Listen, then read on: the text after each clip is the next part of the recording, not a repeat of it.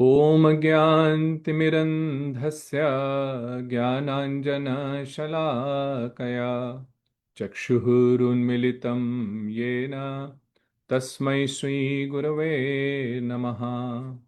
नमो विष्णुपादाय राधिकायै प्रियात्मने श्रीमद्भक्तिवेदान्त नारायण गोस्वामिनिति नामिने। श्री कृष्ण लीला कथने सुदक्षम औदार्य माधुर्य गुणैशयुक्तम वरम वरेण्यम पुरुषम महांतम श्रीनारायणं त्वं शिरसा नमामि। त्रिदण्डिनां भक्तशिरोमणिं च श्रीकृष्णपादाब्जधृतये हृदि चैतन्यलीलामृतसारसारं नारायणं त्वं सततं प्रपद्ये। नमो वाञ्छाकल्पतरुभ्यश्च कृपा सिन्धुभ्य एव च पतितानां पावनेभ्यो वैष्णवेभ्यो नमो नमः। नमो महावदन्याय कृष्णप्रेमप्रदायते कृष्णाय कृष्णचैतन्याय नाम्ने गौरतुषे नमः।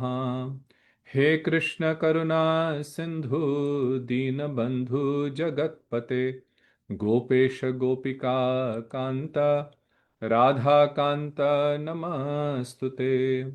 श्याम सुंदर शिखंड शेखर स्मेरहास मुरली मनोहर राधिका रसिक मां कृपा निधे स्वप्रिया चरण किंकरीं कुरु। गोवर्धन धरम वंदे गोपालं गोपरूपिणां गोकुलोत्सव ईशानां गोविंदं गोपिका प्रियं। तप्त कांचन गौरांगी श्री राधे वृंदावनेश्वरी वृषभानुसुते देवी प्रणमामि हरिप्रिये। तवैवास्मि न जीवामि त्वया विना इति विज्ञाय राधे तन्नय माम चरणन्तिके। भक्त्या विहीनापराधलक्षै क्षिप्ताश्च कामादितरङ्गमध्यै कृपामयि त्वं शरणं प्रपन्ना वृन्दे नमस्ते चरणारविन्दम्। जय श्री कृष्ण चैतन्य प्रभु नित्यानंद श्री अद्वैत गदाधर शिवासादि गौर भक्त वृंद। हरे कृष्णा कृष्णा कृष्णा हरे हरे हरे राम राम राम हरे हरे। सर्वप्रथम मैं अपने गुरुपाद पद्म नित्यलीला प्रविष्ट ओम विष्णुपाद अष्टोत्तर शत श्री श्रीमद् भक्ति वेदांत नारायण गोस्वामी महाराज जी के श्री चरण कमलों में कोटि शत साष्टांग दंडवत प्रणाम ज्ञापन करता हूँ। तत्पश्चात सच्चिदानंद ठाकुर श्री भक्ति विनोद जी के श्री चरणों में कोटि कोटि दंडवत प्रणाम। सभी रूपानुगा का गुरु वर्गों को कोटि कोटि दंडवत प्रणाम और सभी उपस्थित भक्तों को मेरा यथा योग्य प्रणाम। तो इस पवित्र पुरुषोत्तम मास में श्री गुरु गौरांग की कृपा से हम लोग श्री जैव धर्म का पाठ कर रहे हैं। 7वें अध्याय पर हैं जिसका नाम है नित्य धर्म और संसार। तो पिछली बार हम लोगों ने ये ग्रंथ में देखा कि जो चंडीदास जी थे वे अपने परिवार से बहुत दुखी होकर के और क्योंकि उनके संतानों ने पुत्रों ने उनको घर से बाहर कर दिया, बेघर कर दिया, तो वे नवद्वीप में आकर के वहाँ पे कुलिया स्थान जो है जिसे कोल द्वीप भी कहते हैं, अपराध भंजन स्थली, वहाँ पे वे निवास करने लगे। और यादव दास जी से परिचय हुआ, उनके संग में हरि कथा श्रवण करने लगे और एक दिन प्रश्न पूछा, संसार क्या चीज है?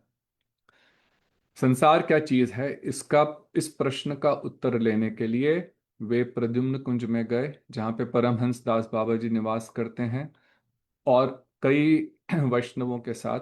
वहां पे अनंत दास बाबा जी ने, पिछली बार हमने इस प्रश्न का उत्तर बहुत विस्तृत रूप में समझा, तो उन्होंने बताया कि देखो, मैं और मेरे, अर्थात अहम, अहंता और ममता, इसका जो प्रकांड व्यापार है, हम कितने रूपों में मैं को समझते हैं, अलग अलग अपने स्थान से, अपने परिवार से, अपने रूप से, रंग से, देश से। इस मैं और मेरे, उस शरीर से संबंधित जितनी भी वस्तुएं हैं, अपना रूप है, अपने गुण हैं, अपना धन है, अपना परिवार है, इसका जो प्रकांड व्यापार है, यही संसार है। अब भक्त इस विषय में क्या भाव रखते हैं, तो हम लोगों ने पिछली बार भी इस को, कि भक्त ये शायद कहता है, ना हम विप्रो, ना चर पति, ना वैश्य, ना शूद्र, ना हम वर्णी, ना च गृहपति वनस्तो यतिवा, किंतु प्रोद्य निखिल परमानंद पूर्णामृताब्धे गोपी भर्तु पद कमलयो दास दास अनुदासः। तो जब तक हम लोगों का ये मैं और मेरे का भाव इस भाव में परिवर्तित ना हो जाए कि ना तो मैं किसी वर्ण में हूं, ना ही किसी आश्रम में हूं, परंतु मेरा केवल एक ही परिचय है, वो क्या, कि जो अखिल रसामृत श्री कृष्ण हैं, जो गोपियों के प्रिय, उनका पालन करने वाले, सभी का पालन करने वाले जो परम परमेश्वर श्री कृष्ण हैं, उनके भक्तों के श्री चरण कमलों के दासों के दासों का दासों का दास हूं, अर्थात मैं श्री कृष्ण का नित्य दास हूं, उनके सेवकों का नित्य दास, और वही सेवा करना ही मेरा नित्य धर्म है। तो ये हम लोगों ने मैं और मेरे से कैसे मुक्त हों। फिर उन्होंने प्रश्न पूछा, क्या मुक्त अवस्था में मैं और मेरा नहीं रहता? तो उन्होंने कहा रहता है, परंतु अंतर क्या है, वहां पे ये भाव रहता है जो अभी हम लोगों ने देखा, कि मैं कृष्ण का दास हूं, वे मेरे हैं, और उनकी सेवा ही मेरा नित्य धर्म है। और यहाँ पे समझने वाली बात ये थी कि जो जीव है, उसमें मैं और मेरे का भाव शुद्ध अवस्था में भी रहता है, अर्थात हम कभी भी ब्रह्म में मिलकर के, एक होकर के, मैं और मेरे के भाव को पूर्ण रूपेण खत्म नहीं कर सकते ना। ये जो ब्रह्मवादियों का विचार है, यह गलत विचार है। तो फिर बद्ध अवस्था में जो अनेक प्रकार के मैं और मेरे, इसमें दोष क्या है, उन्होंने प्रश्न पूछा। तो उनका दोष यही है कि यहाँ पे मैं और मेरा इस अनित्य शरीर से संबंधित है, भगवान से विमुख होकर के मैं और मेरे का भाव है, यही इस संसार में बंधन का कारण है। तो फिर उन्होंने प्रश्न पूछा कि भैया फिर क्या संसार मिथ्या है? तो उस प्रश्न के उत्तर में उन्होंने समझाया कि संसार मिथ्या नहीं है। क्यों? क्योंकि संसार भगवान की बहिरंगा शक्ति से निर्मित हुआ है। भगवान सत्य हैं, भगवान की शक्तियां सत्य हैं, और उन शक्तियों से जो कुछ भी बना है वह भी सत्य है। परंतु, तो यहाँ पे जो ब्रह्मवादी कहते हैं ब्रह्म सत्यम जगत मिथ्या, वह भी गलत है। यस, मिथ्या नहीं है, परंतु अनित्य है। तो इस अनित्य संसार में जो हम नित्य, नित्यत्व का भाव रख करके मैं और मेरे को के चक्र में फंस जाते हैं, वह मिथ्या है ना। समझ रहे हैं कि देखो, हम मैं और मेरे में फंसते क्यों हैं? फंसते हम इसलिए हैं क्योंकि हम में लगता है कि हमारा जीवन कभी समाप्त ही नहीं होगा, हम नित्य इस संसार में रहेंगे। इस कारण से ही मैं और मेरे में फंस जाते हैं। तो ये जो भाव है कि मैं नित्य संसार में रहूंगा, है ना, देखते हैं रोज इस संसार को छोड़ करके लोग जा रहे हैं, परंतु फिर भी हम समझते हैं कि मैं जो हूं, मैं हमेशा रहूंगा, इसलिए ये भाव रहता है। एक महर्षि थे जिनका नाम था लोमश ऋषि। एक बार वे स्वर्ग गए, इंद्र ने उनको देख करके प्रणाम करा, और देखा कि बिल्कुल नंग धड़ंग, शरीर पे कई बाल हैं, और उन्होंने अपनी चोटी में जो उनकी लंबी बाल थे, उसमें उन्होंने एक चटाई बांध करके रखी हुई है। और यहाँ पे उनकी छाती पर, बाकी सब जगह तो बाल थे, लेकिन छाती पर एक हिस्से में थोड़ी सी जगह पे बाल नहीं थे।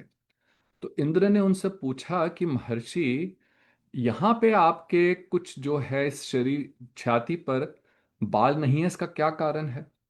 तो लोमश ऋषि बोले कि देखो, जब ब्रह्मा का एक दिन पूरा हो जाता है ना, एक ब्रह्मा का दिन पूरा हो जाता है, तो तब मेरा एक बाल यहां से टूट करके गिर जाता है।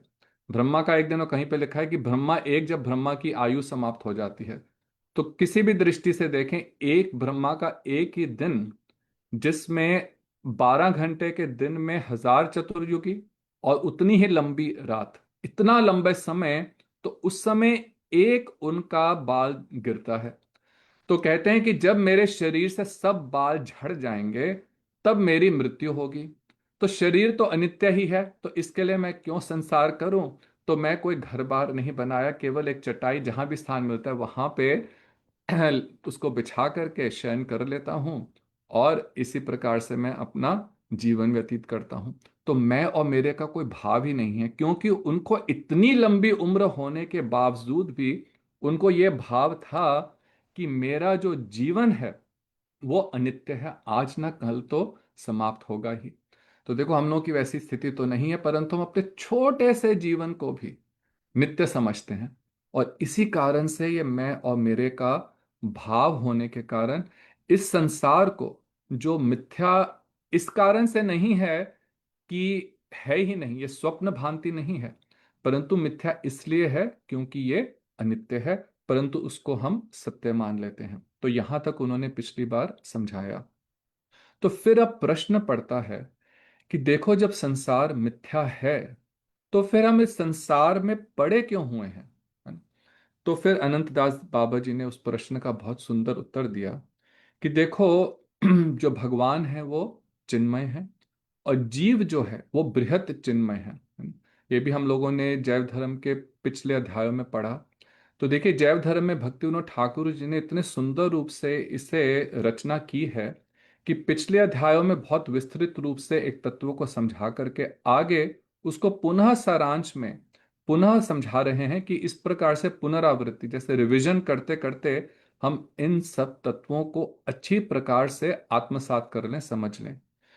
तो कह रहे हैं कि जो भगवान चिन्मय है और जीव जो है अणुचित है, उनके बीच का जो स्थान है, उस जिसे हमें तटस्था शक्ति कहते हैं, आप लोग सब जानते हैं। तो उस स्थान पर जीव की प्रथम रूप में अवस्था है। अब देखिए, ये सब समझाने के लिए कहा जाता है, क्योंकि हम लोग इस अपनी बद्ध अवस्था में केवल इसी प्रकार के उदाहरणों से समझ सकते हैं। तो वो जो तटस्थ अवस्था है, वहां से जो जीव तो भगवान के प्रति आकर्षित हुए, भगवान के प्रति उन्मुख हुए, तो वो जीव भगवान की अंतरंगा शक्ति का बल पा करके वे भगवान के नित्य धाम में चले गए। परंतु जो भगवान से विमुख हुए, वे भगवान की बहिरंगा शक्ति, तो एक भगवान की अंतरंगा शक्ति इंटरनल पोटेंसी, और एक उनकी बहिरंगा शक्ति एक्सटर्नल पोटेंसी। तो जो जीव भगवान के फेवरेबल थे, वो तो भगवान की इंटरनल पोटेंसी अंतरंगा शक्ति का बल पा करके वहां चले गए, और ये भगवान की जो माया शक्ति है उसके से आकृष्ट होकर के संसार में बद्ध हो गए। तो जीव भी एक शक्ति है, और वो या तो अंतरंगा शक्ति के प्रभाव में रहेगा अथवा बहिरंगा शक्ति के प्रभाव में। इसलिए उस स्थान को तटस्था कहा जाता है, और जीव दोनों स्थान पर रह सकता है, निवास कर सकता है। और यहां आने के बाद उसको संसार दशा होने से जीव का जो सत्य परिचय है कि वास्तव में मैं हूं कौन, वो क्या होगा, अंतर्हित हो गया, वो कवर्ड हो गया इस माया के आवरण के कारण। जैसे बादल जब आते हैं तो सूरज जो है वो ढक जाता है। वास्तव में सूरज में बहुत रोशनी है, परंतु उस समय के लिए वो बादल के कारण ढक जाता है। तो वास्तव में जो जीव है वो शुद्ध है, परंतु इस इच्छा के कारण कि मैं भगवान से विमुख होकर के संसार का भोग करूं, वे माया से, इस मिथ्याभिमान से ढक जाता है। तो अब देखिए, अब उन्होंने बहुत सुंदर एक प्रश्न पूछा। ये कई बार भक्तों के हृदय में भी ये प्रश्न आता है। तो उन्होंने कहा, देखो, अगर मैं इस बात को समझता हूं कि संसार मिथ्या, ये संसार अनित्य है, मैं भगवान का नित्य दास हूं। अब ये प्रश्न जो है वो यादव दास जी ये प्रश्न पूछ रहे हैं। पहला प्रश्न अनंतदास बाबा जी ने। अब यादव दास जी जो पहले से ही वैष्णव परंपरा में हैं और हरि नाम करते हैं, चैतन्य मंगल का पाठ करते हैं, जैसे हम लोग साधक हैं, तो फिर उन्होंने प्रश्न पूछा कि देखो, जब हम चेष्टा करने पर भी हम लोगों का सत्य स्वरूप क्यों नहीं प्रकाशित होता। हम लोग चेष्टा कर रहे हैं, हम साधन कर रहे हैं, प्रार्थना करते हैं, श्रवण कीर्तन सब भक्ति के अंगों का पालन करने का प्रयत्न कर रहे हैं, परंतु फिर भी करने पर हम लोगों का जो वास्तव में शुद्ध चिन्मय रूप है वो प्रकट क्यों नहीं होता है ना। तो कई बार हम लोगों को, साधकों को भी ये प्रश्न आता है। तो अनंत दास बाबा जी ने इसका बहुत सुंदर प्रश्न का उत्तर दिया। वो कहते हैं देखो, चेष्टाएं दो प्रकार की होती हैं, है ना। जो हम लोग भी जो भी क्रिया करते हैं, जो भी हम लोग एफर्ट करते हैं, वो दो प्रकार के एफर्ट होते हैं। एक चेष्टा जो है वो है उपयुक्त चेष्टा, और एक चेष्टा है अनुपयुक्त चेष्टा। उपयुक्त चेष्टा अर्थात जो कि करेक्ट एफर्ट है, ठीक एफर्ट है, और अनुपयुक्त जो कि इनकरेक्ट है, वो अप्रोप्रिएट एफर्ट नहीं है। उसको कहेंगे एक अप्रोप्रिएट और एक इनअप्रोप्रिएट। तो कह रहे हैं कि देखो, उपयुक्त चेष्टा जब करेंगे, जो ठीक साधन है उसको यदि ठीक स्वरूप से करेंगे, तो मिथ्याभिमान अवश्य ही दूर होगा। ऐसा संभव ही नहीं है कि हमारा जो जड़ भाव है वे दूर नहीं हो। परंतु यदि हम गलत रूप से करेंगे, इनकरेक्ट एफर्ट करेंगे, तो फिर हम लोगों का जो मिथ्या अभिमान है वे दूर नहीं होगा। तो देखो, भागवतम में एक बहुत सुंदर श्लोक है। उसमें वो कहते हैं कि भक्ति परेशानुभवः विरक्ति अत्र च एष त्रिक एक कालः प्रपद्यमानस्य यथा शनतः स्युः तुष्टि पुष्टि शुद्ध अपाय अनुघासम। उदाहरण देकर के कह रहे हैं कि जब कोई व्यक्ति भोजन करता है, जब आप बैठ कर के जब भोजन करते हैं, तो प्रत्येक ग्रास के साथ तीन चीजें होती हैं। एक, आपकी तुष्टि, कुछ आपको सेटिस्फैक्शन मिलती है। बहुत भूख लग रही थी, है ना, कल से कुछ खाया नहीं, बहुत व्यस्त थे। अब बहुत सुंदर किसी ने प्रसाद आपके सामने रखा और बड़े स्वादिष्ट पकवान हैं। जब पहला ही आप ग्रास लेते हैं तो एक तुष्टि होती है, कुछ सेटिस्फैक्शन होती है। और जैसे दूसरा ग्रास लेंगे, तीसरा लेंगे, जो तुष्टि है वो बढ़ती जाती है। और साथ ही साथ क्या होगा, वो पुष्टि भी होगी। पुष्टि का अर्थ होता है नरिशमेंट। आपके शरीर को शक्ति मिलेगी, वो नरिश होगा। आप भोजन कर रहे हैं और पुष्टि नहीं हो रही, ये तो गलत ने संभव नहीं है। और शुद्ध पायः अर्थात कि जो आपकी भूख है वो हर ग्रास के साथ कम होगी, है ना। तो जैसे जैसे खाते जाएंगे धीरे धीरे भूख कम होती जाएगी और एक समय आएगा जब आपका पेट भर गया। तो यदि कोई कहे कि मैं खाना खा रहा हूं, प्रसाद सेवन कर रहा हूं, तो ना तो मुझे मेरा पेट भर रहा है, ना ही मुझे कोई सेटिस्फैक्शन मिल रही है, तो ये ठीक नहीं लगता, है ना। इसका मतलब कि कुछ गड़बड़ है। या तो आप ठीक रूप से खा नहीं रहे, या वो जो प्रसाद है वो ठीक नहीं है, या आपके शरीर में कोई दोष है। तो उसी प्रकार से वो कहते हैं कि भक्ति परेशानुभव, कि जब कोई व्यक्ति उपयुक्त चेष्टा अर्थात भक्ति करता है, तो ये तीन चीजें अवश्य हैं। कि एक तो उसको विरक्ति होगी संसार से, सबसे पहले उसको धीरे धीरे धीरे धीरे संसार के जो नाना प्रकार के पदार्थ हैं, नाना प्रकार के जो भोग विलास हैं, उनसे स्वतः ही धीरे धीरे उसके हृदय में अनासक्ति आनी प्रारंभ होगी। क्योंकि जब भक्ति करने से, तो जैसे हमारे को सेटिस्फैक्शन होगी, जो भक्ति करने से, हरि नाम करने से, श्रवण कीर्तन करने से जैसे हमारी अंदर आत्मा को एक सुकून सुख प्राप्त होगा, तो जो बाह्य संसार में सुख है उससे स्वतः ही धीरे धीरे विरक्ति होगी। एकदम नहीं होगी, पर धीरे धीरे अवश्य होगी। और उसी के साथ हमारे को भक्ति भी होगी ना, भक्ति में अग्रसर होंगे, जैसे पुष्टि हो रही है। और फिर परेशानुभव, और हमें अवश्य अंत में है राधा कृष्ण का, भगवान का अनुभव होगा। तो यदि हम भजन कर रहे हैं और ये सब नहीं हो रहा, तो उसका अर्थ क्या है कि जो हमारा एफर्ट है, जो हमारी चेष्टा है, उसमें कहीं ना कहीं कुछ त्रुटि है। तो इसी विषय को यहाँ पे वो बहुत संक्षेप में इस बात को इंगित कर रहे हैं। आगे अध्यायों में इसको और अधिक रूप से समझाएंगे, और माधुर्य कादंबनी में श्री विश्वनाथ चक्रवर्ती ठाकुर तो बहुत विस्तृत रूप से समझा रहे हैं कि किस प्रकार से हम लोगों के नाना प्रकार के अपराधों के कारण, नाना प्रकार के और अज्ञानताओं के कारण, लय, विक्षेप, अप्रतिपत्ति, कषाय, रसास्वाद, इस प्रकार के कई उन्होंने कारण बताए, जिस कारण से हम वास्तव में भक्ति में शीघ्रता से आगे बढ़ नहीं पाते। तो फिर उन्होंने प्रश्न पूछा कि अनुपयुक्त चेष्टा किसे कहते हैं। अनुपयुक्त चेष्टा, तो कोई इसमें कह रहे हैं कि आपको बहुत लो ऑडियो आ रहा है। आई थिंक सबको आवाज ठीक प्रकार से सुनाई पड़ रही है ना? तो परमानंद प्रभु जी, आप शायद आप अपना ऑडियो का वॉल्यूम आगे कर लीजिए, बढ़ा लीजिए। हाँ। तो इससे आगे बढ़ने से पहले एक और प्रश्न है रमा जी का, कि एक जीव दोनों जगह कैसे रह सकता है? तो एक ही जीव नहीं, वह जीव या तो रहेगा भगवान के धाम में, अथवा रहेगा इस जड़ जगत में।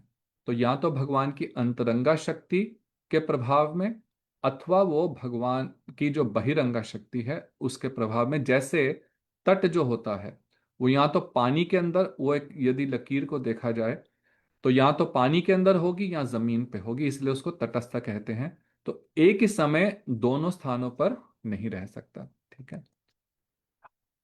तो आगे वो कह रहे हैं कि अनुपयुक्त चेष्टा क्या है।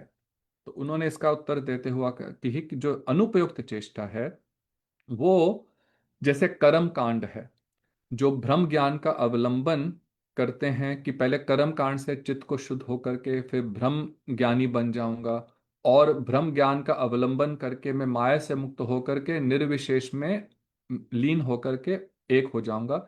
ये सब चेष्टाएं जो हैं अनुपयुक्त हैं। और इसी प्रकार से अष्टांग योग, ये जितनी भी चेष्टाएं हैं ये सब अनुपयुक्त हैं।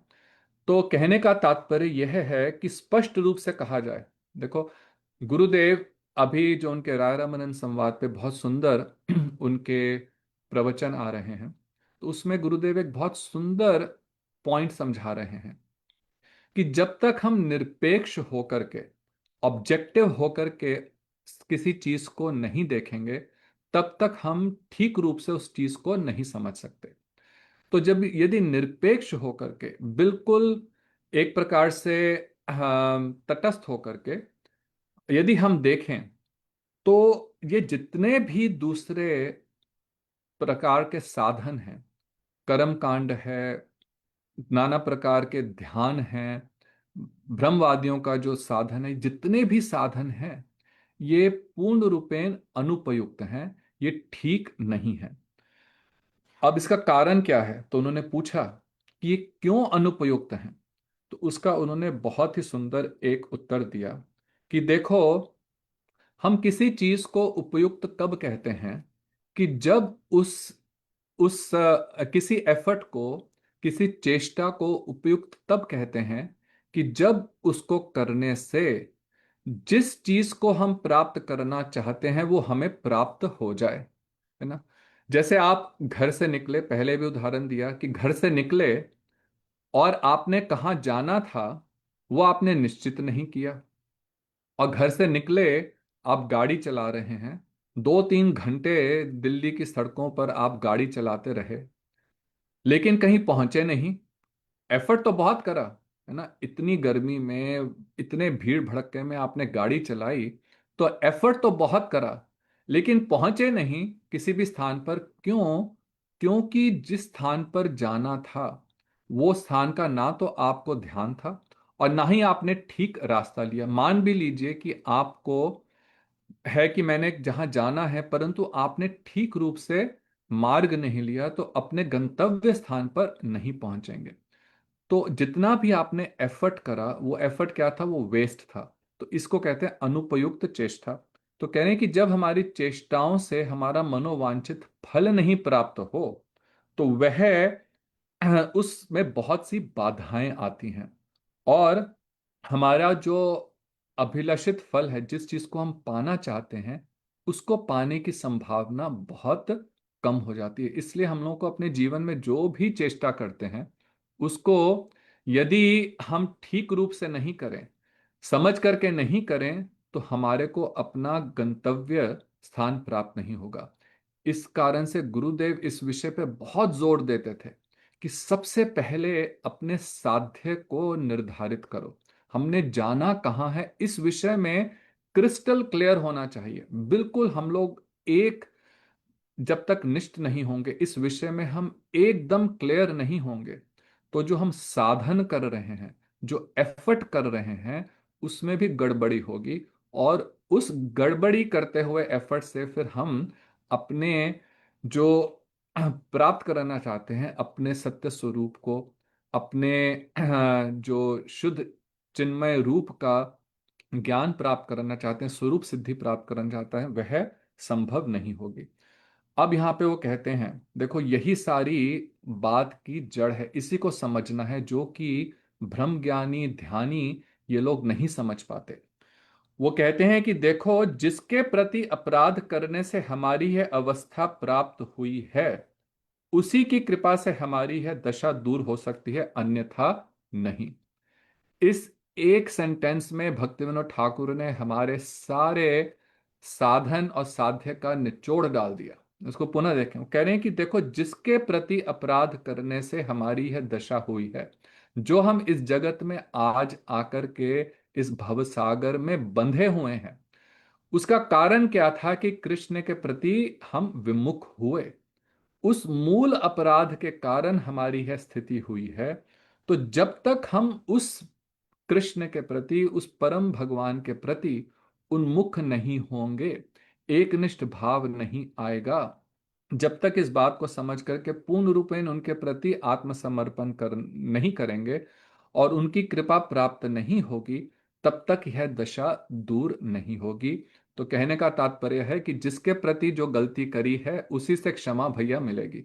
और ये तो भगवान ने वैष्णवों के विषय में भी कहा। जब अम्बरीश महाराज, दुर्वासा ऋषि का, ये सभी आप लोग इस को जानते हैं, उस लीला को, कि अम्बरीश महाराज ने, दुर्वासा ऋषि नहीं पहुंचे, तो क्योंकि एकादशी थी, अगले दिन द्वादशी का पारण करना था, उन्होंने एक बूंद चरणामृत से पारण कर लिया। दुर्वासा ऋषि बड़े ही क्रोधित हो गए और उन्होंने अपना बाल उखाड़ करके राक्षसी उत्पन्न करी। लेकिन वही उस समय भगवान का चक्र आया, उस राक्षसी को मारा, फिर वे चला दुर्वासा ऋषि के पीछे। अब भागते भागते भागते सबके पास गए, ब्रह्मा जी के पास गए, शिव जी के पास गए, सबके पास गए। अंत में भगवान विष्णु के पास पहुंचकर उनसे प्रार्थना करी कि हे प्रभु, मुझे इस चक्र से मेरी रक्षा करो। तो भगवान ने कहा कि देखो, इस चक्र को वापस बुलाने की शक्ति तो मेरे में भी नहीं है, क्योंकि जिसके प्रति तुमने अपराध किया है, अम्बरीश के प्रति, उसी से जाकर के क्षमा याचना करो। तो कहने का तात्पर्य है कि जिसके प्रति अपराध किया है, उसी की कृपा से वह दशा दूर होगी। अनुपयुक्त चेष्टाओं से हम अपनी शुद्ध दशा प्राप्त नहीं कर सकते। इसलिए जो ब्रह्म ज्ञानी हैं, वे तो भगवान की ब्रह्म ज्योति में लीन होकर होना चाहते हैं और स्वयं ब्रह्म बनना चाहते हैं, है ना। अहम ब्रह्मास्मि, वो तो स्वयं ही ब्रह्म बनना चाहते हैं। तो कहाँ वहां पर भगवान के प्रति समर्पण का भाव है?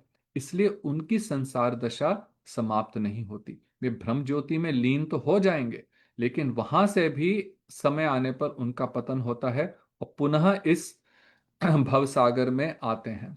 तो केवल और केवल जो भक्ति का मार्ग को पालन करते हैं, भक्ति के मार्ग पे चलते हैं, केवल और केवल, और ये देखो, ये सभी हमारे शास्त्रों का निरपेक्ष, मतलब कि अनबायस्ड कंक्लूजन है, अनबायस्ड कंक्लूजन है। गीता में भी भगवान ने बड़े स्पष्ट रूप से कहा, बहुत प्रकार के योग साधन समझाए, लेकिन बहुत स्पष्ट रूप से कहा कि केवल मेरा भक्त जो है वे ही मुझे प्राप्त होता है। तो अब उन्होंने पूछा फिर उपयुक्त चेष्टा क्या है। तो यहां पे वे कह रहे हैं कि देखो दो चीजें हैं, साधु संग और शरणागति, जिसको प्रपत्ति भी कहते हैं। कि यदि हम वास्तव में संसार बंधन से मुक्त होना चाहते हैं तो सत्संग, साधुओं का संग, जो वास्तव में साधु हैं उन साधुओं का संग, और भगवान के प्रति शरणागति, ये दो हैं माध्यम, ये दो चेष्टाएं हैं। अर्थात यदि हमें किसी प्रकार की चेष्टा करनी है तो केवल इन्हीं दो चीजों के लिए, कि हमें येन के प्रकारेण साधु संग की प्राप्ति हो और हम भगवान के प्रति पूर्ण रूपेण आत्मनिवेदित हों। तो इसके लिए उन्होंने एक बहुत सुंदर श्रीमद् भागवतम से एक श्लोक उद्धृत करा। ये श्लोक है, जब नवयोगेंद्र निमि महाराज जी से मिले तो निमि महाराज जी ने उनको प्रार्थना करते हुए और सत्संग की क्या महिमा है इसकी महिमा को वर्णित करते हुए निमि महाराज कह रहे हैं, अत आत्यंतिक क्षेमम पृच्छामो भवतो अनघः संसारे अस्मिन् क्षणार्धो अपि सत्संगः सेवधि नृणाम। वो कह रहे हैं कि यदि इस संसार में किसी को आधे क्षण, क्षण अर्ध अपि, क्षण का अर्थ होता है एक सेकंड, है ना, एक क्षण का भी अर्ध, आधे सेकंड का भी, आधे क्षण का सत्संग भी यदि मनुष्य को प्राप्त हो जाए तो वह उसके लिए परम निधि है। तो वो कह रहे हैं कि मैं आपसे पूछ रहा हूं, पृच्छामि अतः आत्यंतिक क्षेमम पृच्छामि भवतो अनघा, आपसे पूछ रहा हूं, ये प्रश्न पूछ रहा हूं कि इस जगत में बद्ध जीवों का कल्याण कैसे होगा। और ये इस प्रश्न का उत्तर केवल साधु ही दे सकते हैं। और इसीलिए आधे सेकंड का, एक क्षण का उनका से यदि संग प्राप्त हो तो उससे जीव का कल्याण हो जाता है। साधु संग सर्व शास्त्र को, लव मात्र साधु संग सर्व सिद्धि हुए। तो कहने का तात्पर्य यह है कि भगवान से हम विमुख हुए हैं, इसका परिचय हमें कौन देगा? ना तो स्कूल में हमें प्राप्त होगा, ना यूनिवर्सिटी में, ना ऑफिस में, ना हमारे मित्रों से, ना हमारे जब परिवार आदि से। हाँ, यदि वैष्णव हैं तो उनसे प्राप्त हो सकता है, तो वो भी साधु सदृश ही हैं। तो इसलिए केवल एक साधु ही है, एक वैष्णव ही है जो इस गूढ़ तत्व का हमें ज्ञान देगा कि भगवान से विमुखता के कारण तुम नाना प्रकार के दुख इस संसार में भोग रहे हो। तो वे कहते हैं, इसलिए यदि तुम प्रश्न पूछ रहे हो कि संसार दशा में पड़े हुए जीवों का परम कल्याण कैसे हो सकता है, तो उसका केवल और केवल यही उत्तर है। क्या उत्तर? कि किसी प्रकार से सब साधुओं का संग करो, आधे क्षण का भी यदि संग हो जाए। और देखो ऐसे कितने उदाहरण हैं, हमने अपने गुरुदेव के भी साथ देखा कि कितने लोग कई बार गुरुदेव के पास केवल एक बार आकर के उनके दर्शन करें, एक बार केवल दर्शन करें। हमारे यहीं पे ह्यूस्टन में जब हम लोग रहते थे, हमारे बड़े अच्छे भक्त हैं विनय कृष्ण प्रभु। हम लोग ह्यूस्टन में एक अपार्टमेंट में रहते थे। और जब गुरुदेव 97 में ह्यूस्टन आए तो हमारे घर पे 96 में पहली बार जब आए, 96 में, के 97 था, तो वहाँ हमारे घर की सीढ़ियाँ चढ़ रहे हैं। और ये जो प्रभु थे विनय, ये कहीं से सब्जी, उस समय अभी इंडिया से आए थे वे, गाड़ी नहीं थी, पैदल चल करके कुछ हाथ में सब्जी लेकर के आ रहे थे। और देखो आश्चर्य की बात, हम लोगों की चढ़ने की सीढ़ी भी एक और हमारे अपार्टमेंट से बिल्कुल सामने रहते थे। बट यहाँ पे कुछ स्थिति है, जैसे आजकल इंडिया में भी अलग अलग एक गली में भी रहने वाले लोग नहीं जानते, तो हम लोगों का कभी आपस में परिचय भी नहीं हुआ था। और ऐसा हुआ कि जिस समय गुरुदेव गाड़ी से निकले तो वे भी उसी समय वहां पर पहुंचे। और गुरुदेव को देखते ही मुझसे पूछा कि आपके घर आए हैं? मैंने कहा हाँ, हमारे घर आए हैं। तो मैं भी इनके दर्शन कर सकता हूँ? तो मैंने कहा अवश्य आप आओ। मुझे ये भी नहीं मालूम कि उसी बिल्डिंग में हमारे साथ ही फ्लोर पे रहते हैं। तो हमारे घर पे आए, गुरुदेव के दर्शन करे, और वो कुछ क्षणों के संग से ही पूर्ण रूपेण परिवर्तित होकर गुरुदेव के शरणागत होकर के हरिनाम दीक्षा ग्रहण करी। तो मैं तो अपनी आंखों से एक नहीं, इस प्रकार से कई उदाहरण देखे हैं। तो ये एकदम सत्य है कि यदि कोई गुरुदेव सदृश, है ना, ऐसे कोई महान वैष्णव हैं जो नित्य सिद्ध भगवान के परिकर हैं, विशेष करके ऐसे किसी संत का यदि एक बार दर्शन मात्र भी हो जाए, क्षण मात्र के लिए भी, तो अवश्य ही उस जीव का परम कल्याण हो जाएगा। इसी प्रकार से मृगारी थे। नारद जी हर समय कितना पाप किया, इतना पाप किया, इतने ब्राह्मणों की हत्या करी कि कहा जाता है कि जो ब्राह्मण जनेऊ पहनते हैं, उन जनेऊं से पूरा का पूरा कुआं भर गया। इतने उन्होंने हत्याएं करी।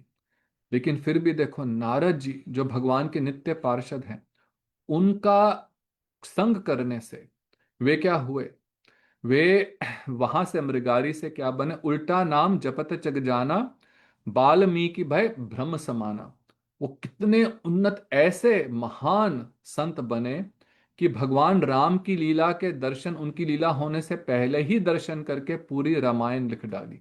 तो वास्तव में एक यदि ऐसे किसी महान संत का संग हो, और उसी प्रकार से हम फिर शरणागति के साथ, देखो संग हुआ, उनका दर्शन हुआ, लेकिन जो उन्होंने शिक्षा दी यदि उसको ग्रहण नहीं करा, जो ये मृगारी था, वे राम नाम भी नहीं जप पाया, लेकिन नारद जी ने कहा अच्छा तू मरा मरा मरा मरा ही जाप कर। लेकिन उसने उसी को हृदय में एक बहुत ही निष्ठा पूर्वक उस उपदेश को ग्रहण करा, और निष्ठा के साथ मरा मरा करते करते करते वो राम हो गया। मरा मरा राम राम राम करते करते वो क्या हुए? वे इतने उन्नत हो गए। वाल्मीकि भय भ्रम समाना। इसलिए कहते हैं ओम ज्ञान तिमिरन्धस्य ज्ञानांजन शलाकया। सबसे पहले हम जब प्रार्थना करते हैं कि मैं जो अज्ञानता रूपी अंधकार में, इस भव सागर में मैं डूब रहा था, अपने गुरुदेव की कृपा से मेरे को जो उन्होंने ज्ञान रूपी शलाका, ज्ञानांजन शलाका, अंजन होता है ना, सुरमा, तो उस ज्ञान रूपी सुरमे को उन्होंने मेरी आंखों में लगा करके मेरी बंद आंखों को रोक दिया है। तो ये वास्तव में गुरु वैष्णवों के संग का प्रभाव है। अब देखो दूसरा, ये पहली बात उन्होंने बोली साधु संग, और दूसरा बोला प्रपत्ति। प्रपत्ति का अर्थ होता है शरणागति, भगवान के प्रति पूर्ण रूपेण अपने को निवेदित कर देना। और भगवान इस विषय में भी गीता में बहुत स्पष्ट रूप से देखो बता रहे हैं। अब इससे इस श्लोक में भगवान ने स्पष्ट रूप से बोल दिया कि देखो, केवल और केवल मेरा भक्त ही जो मेरे प्रति शरणागत है, वही इस माया रूपी के प्रकांड व्यापार से, इस भवसागर से पार हो सकता है। दैवी ही ऐसा गुणमयी मम माया दुरत्यया, माम एव ये प्रपद्यन्ते मायाम इताम तरन्ति ते। भगवान कह रहे हैं कि देखो, ये जो मेरी माया है, त्रिगुणमयी माया है, ये बहुत ही कठिन है इसको पार करना, ये सरल नहीं है। तो ये मत समझना कि इसको हम आसानी से पार कर सकते हैं। समुद्र में डूब रहे हैं, देखो नदी में डूब रहे होते तो फिर भी नदी को तैर करके पार किया जा सकता है, लेकिन यदि सागर में है तो सागर को तैर करके पार करना सरल नहीं है। तो कह रहे हैं कि इसको पार करना बहुत ही कठिन है, परंतु असंभव नहीं है। असंभव किसके लिए नहीं है? माम एव ये प्रपद्यन्ते, जो पूर्ण रूपेण मेरे प्रति आश्रित हैं, जो पूर्ण रूपेण मेरे प्रति समर्पित हैं, एक निष्ठ भाव से, एकांतिक भाव से। इसको भी भगवान ने गीता में पुनः पुनः कहा, एकांतिक भाव से। जो एकांतिक भाव से मेरा भजन करते हैं, मायाम एताम, इस माया से वे पार हो सकते हैं।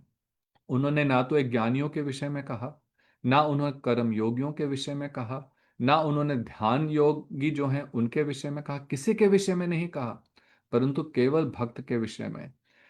और फिर इसके बाद, इससे पहले एक चौथे अध्याय में के 17वें श्लोक में भी भगवान कहते हैं ये यथा माम प्रपद्यन्ते तां तथैव भजामि हम। जो जिस प्रकार से मेरे प्रति समर्पित होता है, मैं उसी प्रकार से उससे रेसिप्रोकेट करता हूं, उसका भजन करता हूं। कहने का अर्थ है कि देखो, जितनी मात्रा में, जितने प्रपोर्शन में आप भगवान के प्रति शरणागत होंगे, उतने ही प्रपोर्शन में भगवान रेसिप्रोकेट करेंगे, वो अपने को रिवील करेंगे, है ना। तो इसलिए जितना जो भक्त जितनी निष्ठा पूर्वक, जितनी आसक्ति से, जितने रुचि से, जितने भाव से जो जैसा भजन करता है, उसको भगवान उसी प्रकार से अपने को, उसको रिवील करते हैं। अतः श्री कृष्ण नामादि ना भवेत ग्राह्यम इंद्र ही सेवन मुखे ही जीवादो स्वयं एव स्फुरति अदह। जो सेवा भाव से बहुत ही बहुत पूर्ण रूपेण समर्पित होकर के जो अपनी इंद्रियों को भगवान की सेवा में लगाते हैं, स्वयं एव स्फुरति अधः, भगवान स्वयं उसके हृदय में प्रकाशित होते हैं। अब ये किसको कितना भगवान का अनुभव होगा, वो डिपेंड करता है कि हम कितना निष्ठापूर्वक भजन कर रहे हैं। अब चंडीदास जी ने जब यह सुना तो उन्होंने कहा कि मैं, अभी देखो वो नए नए आए हैं, पहली बार ये सब तत्व सिद्धांत श्रवण कर रहे हैं, तो कहते हैं कि मैं बहुत अच्छी तरह से तो आपकी बातों को नहीं समझ पा रहा हूं, परंतु इतना समझा हूं कि वास्तव में हम अपनी शुद्ध अवस्था में पवित्र हैं, परंतु कृष्ण को भूल करके इस माया के संसार में पड़े हुए हैं, इस संसार में बंधे हुए हैं, और केवल कृष्ण की कृपा से ही हम लोगों का फिर उद्धार हो सकता है। देखो, ये तो वास्तव में बहुत सौभाग्यशाली थे कि पहले ही बार में, पहले ही सत्संग में उनको ये बात समझ आ गई कि कृष्ण की कृपा से ही हमारा उद्धार हो सकता है। इस बात को समझना, देखो, बहुत, हम लोग भी इस बात को समझ नहीं पाते कि कृष्ण की कृपा साधन हम इसी भाव से करें कि कृष्ण की कृपा प्राप्त हो, वो तभी होगी जब साधन से शरणागति आएगी। जब साधन करने से हमारा घमंड, हमारा जो अहम और ममता का भाव और बढ़ेगा, तो इसका मतलब हम साधन जो हैं वो शरणागत भाव से नहीं कर रहे, और यहीं पे हमारे भजन में त्रुटि हो जाती है। हम लोग भक्ति में आने के बाद भी मैं और मेरे को छोड़ नहीं पाते, है ना। कि यह तो इस विषय में हम कई बार चर्चा कर चुके हैं, तो इस विषय में बहुत सावधान रहना आवश्यक है कि मैं और मेरे का भाव जाए, और वास्तव में गुरु और कृष्ण के प्रसादन के लिए ही, उनकी सेवा के लिए ही जो भी चेष्टा हम कर रहे हैं, हम मठ में सेवा कर रहे हैं, ठाकुर जी की आरती कर रहे हैं, प्रसाद भोग बना रहे हैं, प्रचार कर रहे हैं, ग्रंथों को ट्रांसलेट कर रहे हैं, जो भी सेवाएं हैं वो केवल और केवल इस भाव से होनी चाहिए, गुरु और कृष्ण की सेवा के लिए, उनके सुख के लिए, उनको प्रसीदन के लिए, उनके प्रसादन के लिए। परंतु जहां पे मैं और मेरे का भाव आया, तो वहीं पे फिर गुरु और कृष्ण की कृपा, वहीं पे वो, वहां पे बस बंध जाती है, रुक जाती है। तो इसलिए कह रहे हैं कि जब तक ये उद्धार कृष्ण की कृपा नहीं होगी, तब तक इस अवस्था में हम भटकते ही रहेंगे। तब अनंत दास जी ने बोला कि हाँ, तुम अभी इतना ही विश्वास करो। यादव दास जी इस बात को अच्छी तरह समझते हैं, वे धीरे धीरे इन बातों को तुम्हारे को समझाएंगे।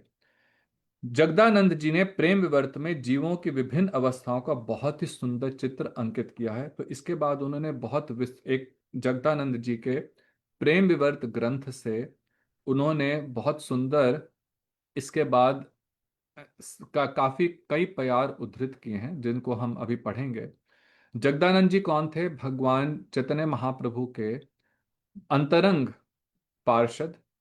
भगवान की लीला में वे सत्यभामा जी हैं, और इस लीला में भी जैसे सत्यभामा जी रुक्मणी, तो भगवान के कृष्ण के प्रति पूर्ण रूपेण जैसा कृष्ण कहते हैं वैसे करना, लेकिन सत्यभामा जी थोड़े वाम भाव। तो उसी प्रकार से वाम्य भाव यहाँ पे जगदानंद जी में भी था। बहुत सुंदर सुंदर लीलाओं का वर्णन है चैतन्य चरितामृत, चैतन्य भागवत में। वो महाप्रभु से, यदि महाप्रभु अपने, हाँ, ध्यान नहीं रख रहे, यदि वे ठीक रूप से प्रसाद नहीं ग्रहण करते थे तो बहुत क्रोधित हो जाते थे और उनसे लड़ बैठते थे। एक बार वे चंदन का तेल लेकर के आए कि महाप्रभु की मैं मालिश करूंगा इससे, कि वे हर समय कितना तपस्या करते हैं, इनसे उनकी मालिश करूंगा। लेकर के आए तो महाप्रभु ने कहा कि मैं तो सन्यासी हूं, ये सब तो विषय लोग करते हैं। तो ये सुनकर के बड़े क्रोधित हो गए और लेकर के खूब मटके को तोड़ फेंक दिया, टूट गया, और जाकर के कमरे में अपने को बंद कर लिया कि आज से मैं खाऊंगा पीऊंगा नहीं।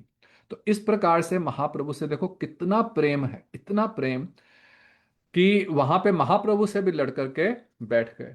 और उस समय फिर महाप्रभु ने गए, उनको पुचकार के बहुत मना करके फिर वहां से कमरे से निकाला, फिर दोनों ने बैठ करके इकट्ठे प्रसाद ग्रहण करा। तो ये जगदाद जी ने एक बहुत सुंदर ग्रंथ लिखा है जिसका नाम है प्रेम विवर्त। विवर्त को इंग्लिश में कहते हैं ट्रांसफॉर्मेशन, कि किस प्रकार से प्रेम जो है उसके नाना प्रकार के विवर्त हैं। इसमें उन्होंने समझाया कि प्रेम वास्तव में है क्या, वास्तव में माधुर्य भाव से कैसे कृष्ण का से प्रेम किया जाता है, उसका स्वभाव क्या है, साधन पथ क्या है। इस प्रकार से उन्होंने बहुत सुंदर रूप से इस विषय को समझाया है।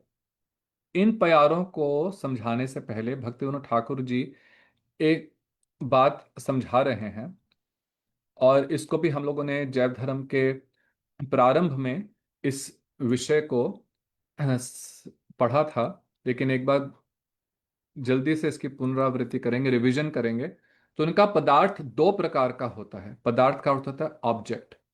दो प्रकार के हैं, चेतन और जड़।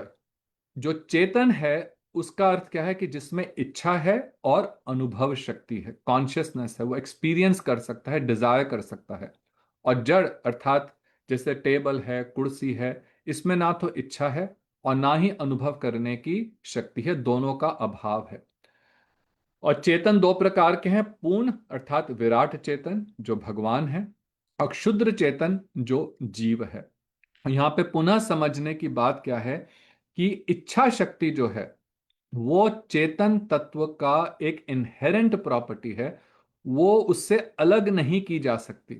तो जो ब्रह्मवादी कहते हैं कि हम सब इच्छाओं से मुक्त होकर के हम ब्रह्म में लीन हो जाएंगे, वे भी गलत है। क्यों? क्योंकि इच्छा शक्ति होने के कारण ही हम चेतन हैं।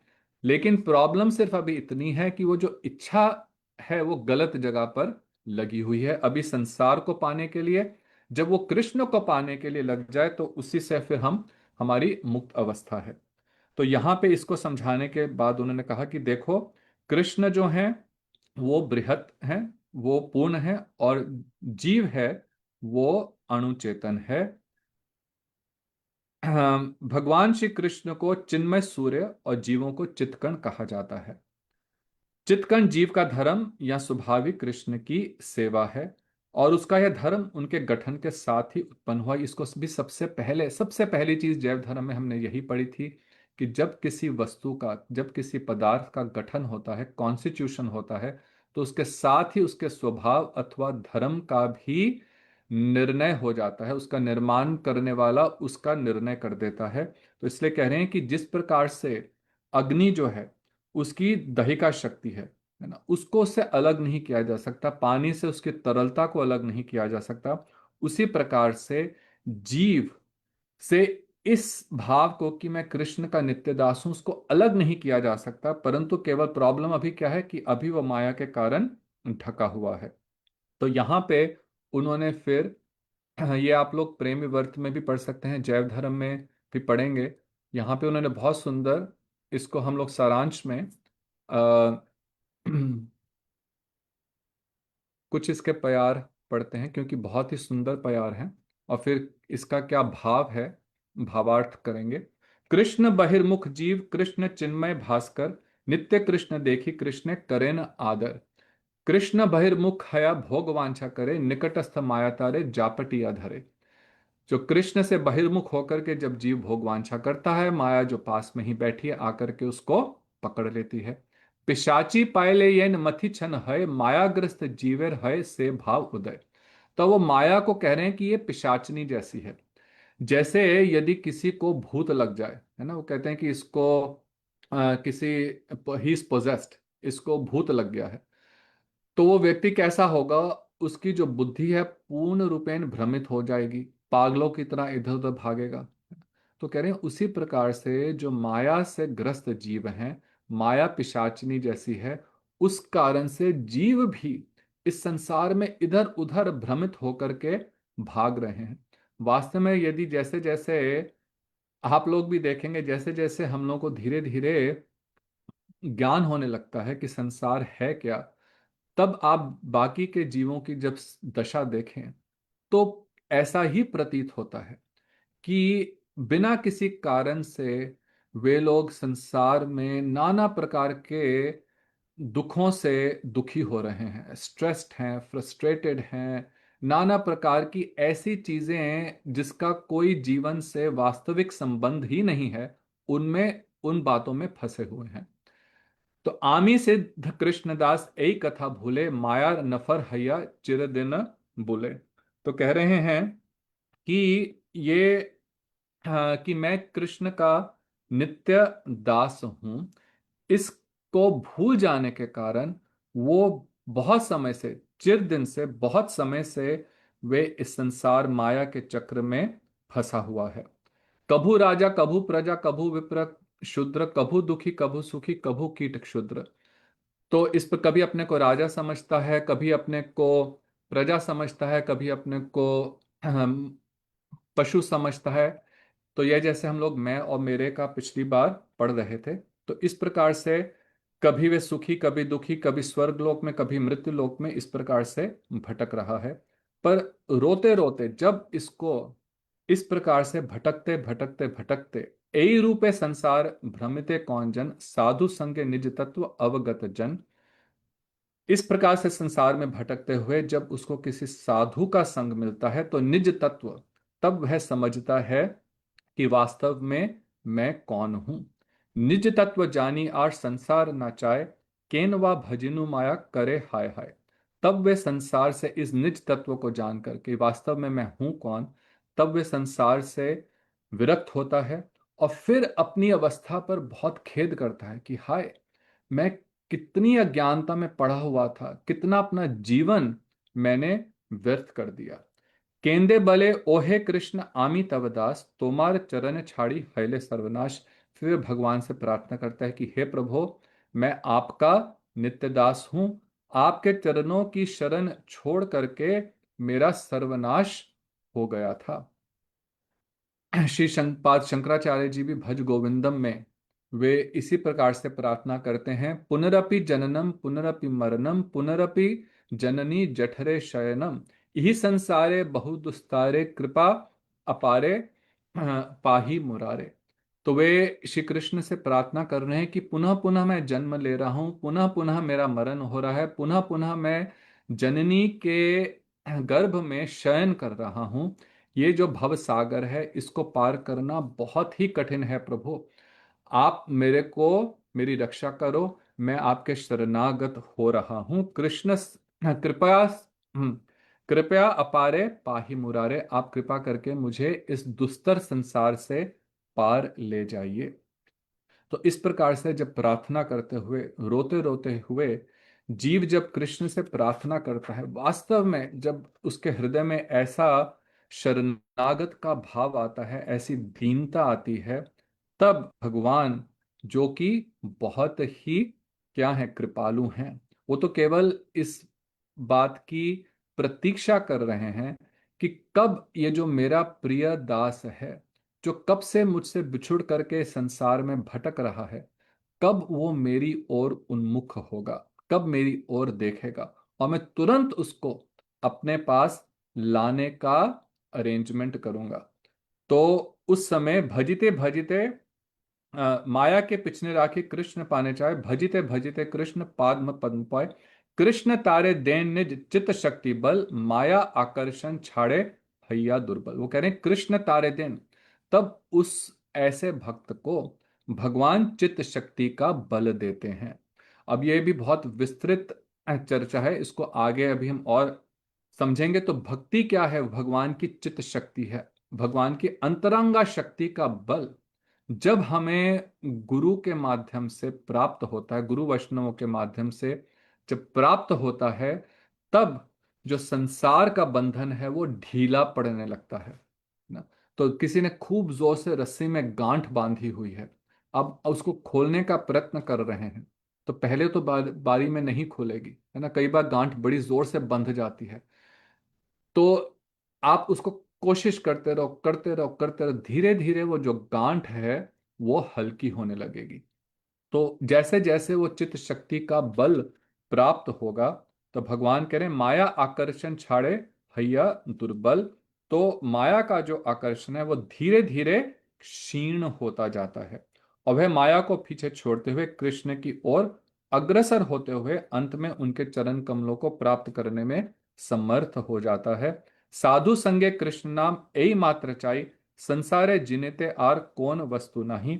तो कह रहे हैं, इसलिए सत्संग में लिया गया श्री कृष्ण का नाम इस दुरंत संसार को पार करने के लिए एकमात्र अचूक उपाय है। तो संकीर्तन जो है, भक्तों के साथ बैठ करके भगवान के नामों का जाप करना और कथा को श्रवण करना, ये वो कह रहे हैं इस दुरंत संसार से पार होने के लिए ये एक अचूक उपाय, अचूक अर्थात इससे इसका अवश्य निशाना लगेगा। इस तीर को छोड़ेंगे ना, ये साधन रूपी तीर को छोड़ेंगे तो वो अवश्य अपने निशाने पर लगेगा ही लगेगा। ये एक अचूक उपाय है, इसमें कभी चूक नहीं हो सकती, है ना। थोड़ा समय लग सकता है, समय इसलिए क्योंकि अभी हमारे ऊपर पूर्व जन्मों के बहुत अनर्थ हैं, उनको धुलने में बहुत ज्यादा कीचड़ से भरा हुआ एक कपड़ा है, उसको धुलने में भैया थोड़ा समय तो लगेगा, परंतु यदि धोते रहेंगे तो वो निर्मल अवश्य होगा।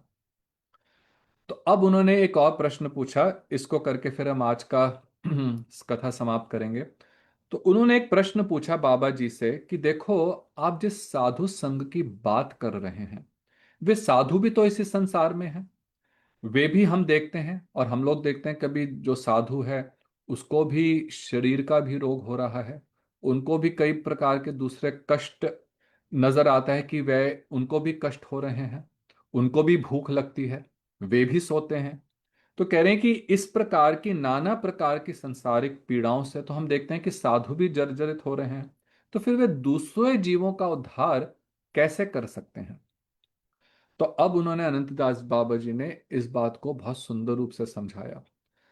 वो कहते हैं कि देखो, साधु भी संसार में रहते हैं, ये बात सत्य है, परंतु संसार में रहते हुए भी जो संसार में बंधे हुए जीव हैं, जो पूर्ण रूपेण भगवान से अनभिज्ञ हैं, उनको कुछ भगवान के विषय में नहीं मालूम, और वे जो साधु जो भगवान के भजन में लीन है, भले दोनों बाह्य रूप से देखने से दोनों का शरीर है, दोनों को शरीर की जो नाना प्रकार की यातनाओं से भी जो उनको प्रभाव पड़ता है एक जैसा प्रतीत होता है, परंतु फिर भी इन दोनों में बहुत बड़ा अंतर है।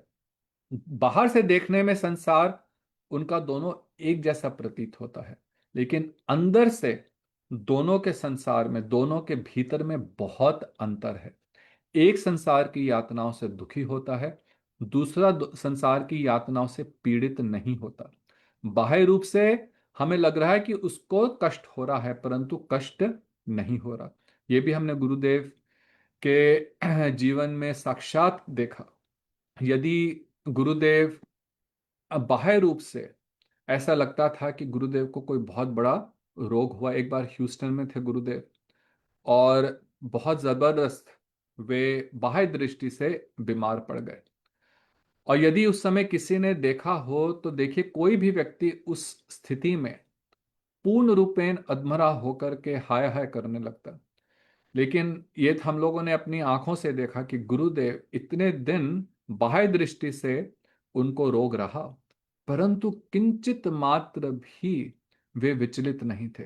वैसा ही उनके चेहरे पर तेज, वैसा ही उनका अपना नित्य वो अपना भजन करते रहते थे।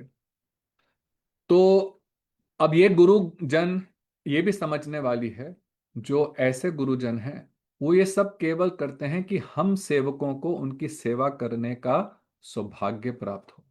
वो तो नित्य सिद्ध है, परंतु केवल हमें सेवा देने के लिए इस प्रकार से कर रहे हैं। तो कभी नहीं समझना चाहिए कि वो वास्तव में हमारे जैसे वे तड़प रहे हैं। तो जो बाहर और अंदर में बहुत अंतर है। हम लोग जिस प्रकार से विचलित हो जाते हैं, वे इस प्रकार से विचलित नहीं होते। साधु सब समय जगत में रहते हैं, किंतु असाधु व्यक्ति उन्हें पहचान नहीं पाते, इसलिए सत्संग दुर्लभ होता है। तो कह रहे हैं कि सत्संग दुर्लभ क्यों है? क्योंकि हम वास्तविक संत को पहचान ही नहीं पाते। संत केवल अवश्य नहीं है कि केवल वे गेरुए वस्त्र में हों। जिसके अंदर भगवान के प्रति इस प्रकार की निष्ठा है, वे वास्तव में साधु है, जो वास्तव में संसार से अनासक्त हैं। वो कह रहे हैं इसलिए सत्संग जो है दुर्लभ है। माया के जाल में फंसे हुए मनुष्य भी दो भागों में विभक्त होते हैं। देख कह रहे हैं दो प्रकार के व्यक्ति हैं। एक जो संसार के तुच्छ भोगों में लिप्त होकर संसार का खूब आदर करते हैं, और अधिकतर व्यक्ति ऐसे ही हैं, है ना, दिन रात संसार के भोगों में बंधे हुए हैं, दिन रात, उनको फुर्सत ही नहीं है एंजॉयमेंट से। और नाना प्रकार के उनके पास साधन हैं इंद्रिय भोग के लिए। तो कह रहे हैं कि इन भोगों में विलिप्त होकर के संसार का खूब आदर करते हैं, उनको यही सब कुछ सत्य लगता है। परंतु कुछ लोग हैं, वो संसार के तुच्छ सुखों से तृप्त ना होकर के अधिकाधिक सुख के लिए विवेक का सहारा लेते हैं। वो इस बात को समझते हैं कि ये जो संसार के सुख हैं, इनसे मुझे वास्तविक सुख नहीं मिलेगा, इसलिए वो विवेक का सहारा लेते हैं, अर्थात ज्ञान की ओर बढ़ते हैं, समझने के लिए कि संसार क्या है, इस बात को समझने का प्रयत्न करते हैं। तो पहले भी जैव धर्म के पिछले अध्याय में भी इसको समझाया था कि दो प्रकार के मनुष्य हैं, जिनको विवेक है और दूसरे जिनको विवेक नहीं है। तो एक को कहते हैं विषय और दूसरों को कहते हैं मुमुक्षु। वो कह रहे हैं मुमुक्षु का अर्थ ये नहीं है कि जो निर्भेद ब्रह्म ज्ञानी हैं, जो निर्विशेषवादी हैं, उनसे इस वक्त को नहीं समझना चाहिए कि वे मुमुक्षु हैं। जो संसार के दुखों से ऊब कर आत्म तत्व का अनुसंधान करते हैं, उन्हें शास्त्रों में मुमुक्षु कहा गया है।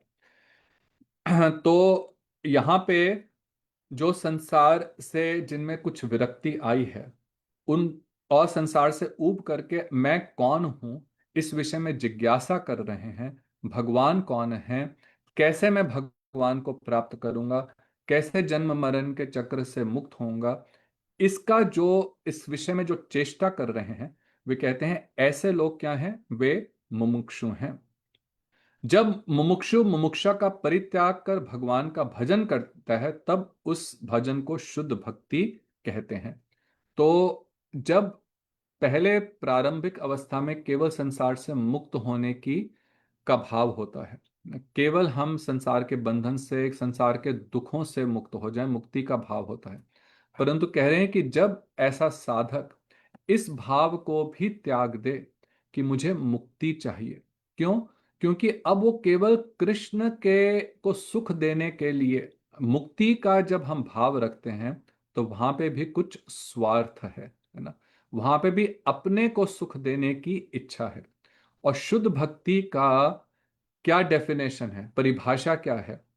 कि जहां पे अन्य अभिलाषिता शून्यम ज्ञान कर्माद्य अनावृतम आनुकूल्यन कृष्ण अनुशीलनम भक्तिर उत्तमा, कि अन्य अभिलाषिता शून्यम, और कोई अभिलाषा नहीं हो, यहां तक मुक्ति की भी अभिलाषा नहीं हो। क्यों? मुक्ति तो बहुत ही साधारण है। जिसने भगवान के चरणों की शरण ले ली, जो भक्ति मार्ग पर चलने लगा, तो संसार बंधन तो उसका उसी समय क्षय होना प्रारंभ हो जाता है। तो इसलिए मुक्ति का भी जब भाव साधक छोड़ देता है और तब भगवान का भजन करता है, उस भजन को वो कहते हैं शुद्ध भक्ति कहते हैं। शास्त्रों में मुक्ति को त्याग करने का विधान नहीं है। अब यहां पे कह रहे हैं कि कृष्ण तत्व और जीव तत्व का ज्ञान होने पर मुक्ति होती है। श्रीमद् भागवतम में कहते हैं, यहां पे उन्होंने श्रीमद् भागवतम के छठे स्कंध के 14वें अध्याय से अ, 3 श्लोक उद्धृत करे हैं। आज हम केवल इनका पाठ करेंगे, विस्तृत व्याख्या अगली बार करेंगे क्योंकि समय नहीं है। ये जब वृत्रासुर के विषय में प्रश्न पूछा हाँ, परीक्षित महाराज ने सुखदेव गोस्वामी से कि यह असुर होते हुए इतनी सुंदर किस प्रकार से इसने श्री कृष्ण के प्रति प्रार्थना करी। तो उसके प्रश्न जब पूछा तो यहाँ पे वो कह रहे हैं कि रजो भी सम संख्यातः पार्थिव यही जंतवः तेषाम ये केचन हन्ते श्रेयो वही मजु मनुजादयः, कि इस जगत के प्राणी पृथ्वी के धूली कणों के समान ही असंख्य हैं। उनमें से कुछ मनुष्य आदि श्रेष्ठ जीव ही अपने कल्याण की चेष्टा करते हैं। कह रहे हैं कितने जगत में प्राणी हैं, अनंत कोटि इस जगत में प्राणी हैं, अनंत कोटि। देखिए हम लोग यहाँ पे 16 के 17 लोग इस अभी हम लोग यहाँ पे जैव धर्म का पाठ कर रहे हैं, परंतु हम केवल एक प्राणी नहीं हैं। हमारे शरीर में कितने प्राणी हैं, कितने बैक्टीरिया हैं। 3 ट्रिलियन कहा जाता है उसको, खरब में पता नहीं कितने होंगे, अरब 300 3,000 के 3 लाख खरब। 3 ट्रिलियन बैक्टीरिया, एक एक बैक्टीरिया जो है वो जीव है। आप बाहर जाओ घास में देखो कितने छोटे छोटे कीटाणु चल रहे हैं, है ना, चींटियां चल रही हैं। तो अनंत कोटि जीव हैं। मनुष्यों की ही कितने हैं, 800 करोड़ अभी हम लोगों की पॉपुलेशन के हिसाब से। तो कह रहे हैं कि जैसे पृथ्वी में धूली कण है उस प्रकार से असंख्य जीव हैं। असंख्य का अर्थ ही यही है कि उसकी गणना नहीं की जा सकती। केवल उदाहरण देने के लिए कह दिया कि जितने संसार में जितने रेत हैं, जितने धूल है उसके कण हैं, परंतु क्या है, असंख्य हैं। उनमें से केवल कुछ मनुष्य ही हैं जो श्रेष्ठ जीव हैं, अर्थात जो अपने कल्याण के लिए चेष्टा करते हैं। गीता में भगवान कहते हैं मनुष्याणाम सहस्रेषु कश्चित यतति सिद्धये। उनमें भी संसार से मुक्ति चाहने वाले तो विरले ही होते हैं, और मोक्ष चाहने वाले हजारों से मुक्ति या सिद्धि लाभ से तो कोई ही कर सकता है। तो इन संसार से मुक्ति चाहने वालों में से भी कोई विरला ही है जो मोक्ष के लिए करता है। मोक्ष प्राप्त करने की जो मुक्षाणाम नाम सहस्रेषु, उनमें भी कोई व्यक्ति है जो वास्तव में मुक्ति प्राप्त करता है। और ऐसे करोड़ों सिद्ध मुक्त पुरुषों में कोई शांत चित्त महापुरुष का मिलना बहुत ही कठिन है। अर्थात जो मुक्त महापुरुष हैं उनमें भी कोई शांत चित्त है और वो भगवान के परायण है, वो भगवत परायण है, जो कृष्ण भक्त है, वो बहुत सुदुर्लभ है। तो कह रहे हैं कि नारायण के भक्तों में भी तो पहले तो अनंत कोटि जीव, उनमें कोई कोई चेष्टा करता है, चेष्टाओं करने वालों में से कोई मुमुक्षु, कोई मुक्ति प्राप्त करे, उनमें से भी कोई विरला ही जो शांत चित्त, उनमें भी से कोई विरला जो नारायण भक्त, उनमें भी कोई विरला जो कृष्ण भक्त, और उनमें भी भैया कोई विरला जो ब्रज भक्त, जो कृष्ण की ब्रज भक्ति करने के लिए लालसा रखता है। तो देखो महाप्रभु की, हमारे गुरुजनों की कैसी हेतु की कृपा है कि हम लोग उस मार्ग पे हैं जो कि कितना ही दुर्लभ है। ब्रज भक्ति का भाव, ब्रज भक्ति का माधुर्य, भक्ति का जो यह मार्ग है, रागानुगा भजन का, ये बहुत ही दुर्लभ है। उस मार्ग पे हम हैं, ये हम लोगों की बहुत अहोभाग्य है। इस जो हमारे को सौभाग्य इस दुर्लभ मनुष्य जीवन में प्राप्त हुआ है, उसको किसी भी प्रकार से उसको व्यर्थ नहीं करना है, उसको हाथ से जाने नहीं देना है। तो सब लोग बहुत ही इस बात को दृढ़ विश्वास रखें। बहुत नाना प्रकार के हो सकता है, कुछ स्पीड बम्स आएंगे, जब गाड़ी चलाते हैं ना तो स्पीड बम्स आते हैं, थोड़ा कभी गड्ढा आ जाता है, थोड़ी बहुत रुकावटें आएंगी, परंतु जो मार्ग है ये बहुत ही सुंदर है और ये अवश्य कृष्ण के पास, कृष्ण के चरणों में हमें लेकर के जाएगा। गौर प्रेमानंदे, हरि हरि बोल। जय जय श्री राधे, जय जय श्री राधे श्याम। श्री गुरुदेव की जय। तो सबका बहुत बहुत धन्यवाद। किसी का कोई प्रश्न है तो आप लोग अनम्यूट कर लीजिए अथवा चैट में भी डाल के प्रश्न पूछ सकते हैं।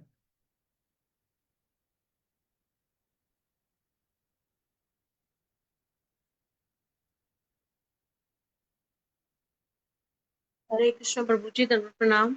धन्यवाद धन्यवाद दी। प्रभु जी, आपने जैसे बताया दो प्रकार के व्यक्ति, एक तो विषय बताया जो संसार के भोगों में इंद्रिय तृप्ति के लिए मतलब लगे हुए हैं, और प्रभु जी दूसरे आपने वो नाम क्या बताया था? मुमुक्षु, मतलब मुमुक्षु, मोक्ष। मुमुक्षु जो मोक्ष की इच्छा करते हैं, संसार से मुक्त होने की इच्छा करते हैं, उनको मुमुक्षु कहते हैं। जी और उनको प्रभु जी, विवेकी भी लेकिन कहेंगे। हाँ जी। हाँ, लेकिन जो भगवान के शुद्ध भक्त होते हैं वो तो मतलब नित्य सिद्ध, वो तो मोक्ष की प्राप्ति के लिए नहीं करते इच्छा। हाँ, तो वो मुक्ति की इच्छा नहीं करते, इसलिए कहा कि जब मुक्ति की भी इच्छा छोड़ते हैं तब शुद्ध भक्ति होती है।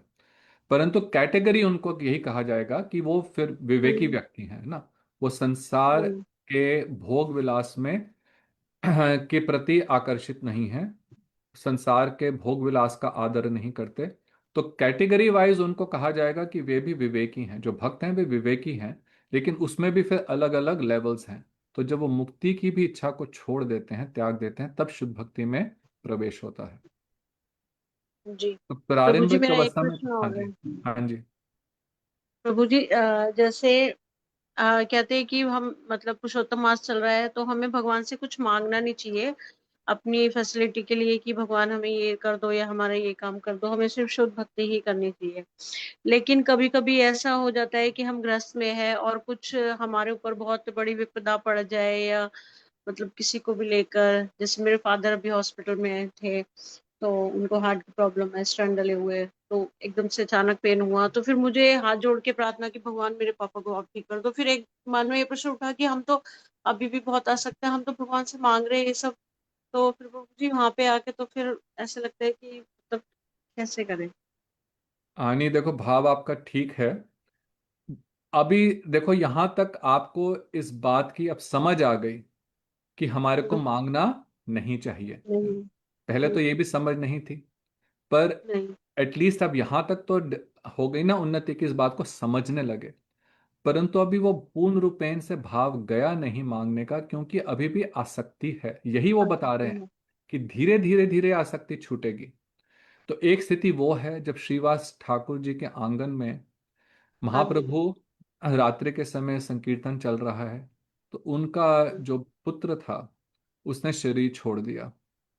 और उन्होंने आकर के अपने परिवार वालों को क्या बोला, खबरदार किसी ने तो रोना, कुछ भी रोना आवाज नहीं है। करी कि महाप्रभु के संकीर्तन में कोई भी रुकावट नहीं डलनी चाहिए। तो एक वो स्थिति है। एक वो स्थिति है जहां पे किसी के कोई जीवन में दुख आता तो हाय हाय करने लगते हैं, रोने धोने लगते हैं। अब ये दो स्थितियां हैं। हम एक हाँ। स्थिति से दूसरी स्थिति में जा रहे हैं, तो धीरे धीरे ही बढ़ेंगे ना। अभी धीरे धीरे जो एक उस स्थिति में थे जब हम इतने आसक्त थे, है ना, छोटी छोटी बातों पे रोना धोना, छोटी छोटी बातों पे भगवान से मांगना शुरू करना। और एक स्थिति है कि जहाँ पे भगवान से कुछ भी नहीं मांगना, क्योंकि इतना दृढ़ विश्वास है कि जो वो कर रहे हैं ठीक ही कर रहे हैं, वो मेरी भक्ति की उन्नति के लिए कर रहे हैं। अंत में तो उन्हीं के पास जाकर के ये तो संसार के सब जो संबंध है अनित्य ही हैं। परंतु देखो, ये इसको हम कहते हैं ट्रांसफॉर्मेशन, एक स्थिति से दूसरी स्थिति में जाना। अब उसमें कुछ समय लगता है ना, काफी लेवल्स होंगे। तो अभी लेवल यह है कि बात समझ आ गई है लेकिन उसकी अनुभूति नहीं हुई है। तो इसलिए हाँ जी। भागवत में बड़ा सुंदर श्लोक है, अकामः सर्व कामः मोक्ष काम उदारधि तीव्रेन भक्ति योगेन यजेत पुरुषम परम। कि यदि कोई व्यक्ति अकाम हो, जिसको कोई भी कामना नहीं है, सर्व काम, सब प्रकार की कामनाएं हैं, मोक्ष काम अथवा मोक्ष की भी कामना करता है, तो क्या करे, तीव्रेन भक्ति योगेन यजते पुरुषम परम। लेकिन फिर भी कृष्ण का भजन करो। देखो, मांगना ही है, अभी आसक्ति हम्म। नहीं गई है, तो कृष्ण से ही हम्म। मांगो। कोई बात हाँ नहीं। जी। चैतन्य शिक्षा, भक्तिविनोद ठाकुर जी का एक और बहुत सुंदर एक ग्रंथ है जिसका नाम है श्री चैतन्य महाप्रभु की शिक्षा। तो उसमें हम्म। वे कहते हैं भक्तिविनोद ठाकुर, देखो साधक अवस्था में गुरुजन भी समझते हैं कि हम कोई ओवरनाइट, एक रात में तो हम लोग सिद्ध हो नहीं जाएंगे, है ना। तो इसलिए भक्तिविनोद ठाकुर जी कहते हैं कि देखो, जब साधक साधन अवस्था में अभी साधक पूर्ण रूपेण दृढ़ नहीं हुआ है, अभी भी चित्त जो हम्म। है अभी पूर्ण रूपेण से बलिष्ठ नहीं हुआ है, चित्त शक्ति पूर्ण रूपेण अभी हमारे हृदय में नहीं हुई है प्रकाशित। तो उस हम्म। समय यदि उसका संसार, आपने दुख की बात करी, कभी ऐसा होता है किसी चीज को देख करके आकर्षण होता है, अरे मैं इसको ले लूं, कुछ भोग कर लूं। हम्म। तो कह रहे हैं कि वो करे, लेकिन हृदय में इस बात को अपने को कोसे कि देखो अभी भी मेरे हृदय से ये भावना नहीं गई है। नहीं। उस बात को तो सबसे पहले उस बात को रिकॉग्नाइज करे, उस बात को का ज्ञान होना चाहिए। जो संसारी व्यक्ति है उसको तो ज्ञान ही नहीं है। वो पार्टीज में जी। आप जाओ, लोग अंधाधुंध वहां पे अपना समय व्यर्थ कर रहे हैं, है ना। लेकिन एटलीस्ट हम्म, एक भक्त को इस बात का तो अभाव हो गया ना कि देखो ये सब बेकार की बात है, लेकिन फिर भी कभी मन करा चलो चले गए, वहां कुछ कर भी लिया, खा हम्म, पी लिया। लेकिन फिर कोसता है कि हाय, मैं जो समझते हुए भी मैं क्यों ऐसा कर रहा हूँ। वही जो हम्म, भाव धीरे धीरे फिर और दृढ़ होगा, और करते करते फिर एक स्थिति आएगी कि फिर इन चीजों के प्रति कोई भी आसक्ति नहीं रहेगी। ठीक है। तो यदि हम्म, आता है तो उसमें कोई गलती नहीं है, पर फिर आपको ये जो आभास हो रहा है कि मुझे नहीं करना चाहिए, वो वही भाव जो फिर धीरे धीरे और दृढ़ होगा। जी। और प्रभु जी एक बात तो है कि मतलब इधर उधर देवी देवताओं के पास ना जाकर सीधा हम मतलब कृष्ण भगवान से ही जो भी है कि हम्म। ऐसे हो गए भगवान ऐसे, उनसे हम्म। ही कहते हैं। उनसे ही करना चाहिए। देखो हम लोग भी कई बार फिसल जाते हैं कि कोई बहुत कष्ट आया, किसी ने कहा ये पूजा कर लो, वो पूजा कर लो, कई बार कर लेते हैं, है ना। तो ये सब अभी भी वो दुर्बलताएं हैं। तो इसलिए हाँ ये जी। दृढ़ विश्वास हो जाए कि केवल और केवल यदि मांगना भी है तो कृष्ण से ही मांगो। अब गीता में तो भगवान हम्म, साफ कह रहे हैं ना कि देवी देवता जो भी देते हैं वो मेरी शक्ति से ही देते हैं, हाँ जी। इंडिपेंडेंट, स्वतंत्र रूप से तो उनमें कोई भी शक्ति नहीं है। तो जब वो भी कृष्ण की कृपा से ही हमारी इच्छा को पूर्ति करेंगे, तो यदि मांगना है तो भाई उन्हीं से मांग लो, है ना। तो इसलिए हम्म, आ, आ, देखो, जो शुद्ध भक्ति तो है कि कुछ नहीं मांगे, अन्यभिलाषिता शून्यम, शुद्ध भक्ति हाँ है जी। और वही हमारा गोल है, उसी को हम प्राप्त हम्म, करना चाहते हैं। पर उस अवस्था हाँ तक जी। पहुंचने के लिए हमें कुछ समय लगेगा। उस समय में यदि हमारे को ऐसी कोई स्थिति है, ऐसा नहीं करें कि हर स्थिति में मांगने लगे। कल टेस्ट है, प्रभु जी मेरा टेस्ट ठीक कर देना। हम लोग बच्चे होते थे तब पहले सब सुबह इस बात प्रार्थना करके जाते थे आज टेस्ट अच्छा हो जाए, है ना। हाँ जी। शरणागति का भाव होना चाहिए कि मैं ये जो कर रहा हूँ भगवान की सेवा के लिए, जो मेरे जो कार्य है वो कर रहा हूँ, शरणागत भाव होना चाहिए, लेकिन मांगने का भाव नहीं होना चाहिए। जी। हम्म। थैंक यू प्रभु जी, धन्यवाद। हरे कृष्ण। दंडवत प्रणाम। धन्यवाद। और किसी का कोई प्रश्न है? चलिए, आप सबका बहुत बहुत धन्यवाद। तो अगले शनिवार को इसी समय हम आगे पाठ करेंगे जैव धर्म का। गौर प्रेमानंदे हरि हरि बोल। श्री गुरुदेव की जय।